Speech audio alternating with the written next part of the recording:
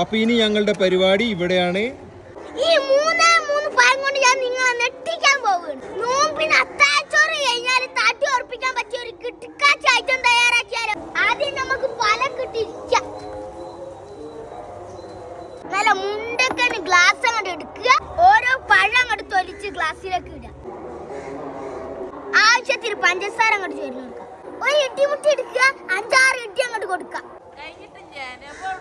കഴിഞ്ഞ് ഇവിടെ ഉണ്ട്.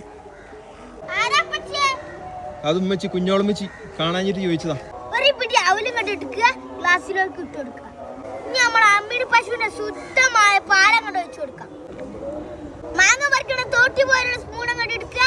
നന്നായിട്ട് ഇളക്കലോട് ഇളക്കല്. ഈ റെസിപ്പി ചോദിച്ചിട്ട് ജപ്പാനിൽ നിന്ന് ഒരു ആൾക്കാർ വന്നിട്ടുണ്ട്. എന്നിട്ട് ഞാൻ കൊടുത്തിട്ടില്ല.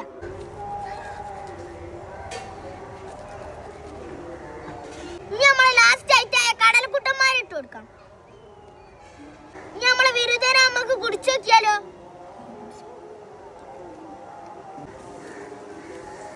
പൊളിച്ചിട്ടുണ്ട്. കിട്ടുക്കാച്ച ഐറ്റം, അത്താഴച്ചോറിന് ഐറ്റം. ഇതൊരു ഗ്ലാസ് കുടിച്ചാൽ നോമ്പ് വെച്ചാൽ അറിയില്ല. അപ്പൊ എല്ലാവരുടെ ചാനൽ സബ്സ്ക്രൈബ് ചെയ്തോ, ലൈക്ക് ചെയ്തോ.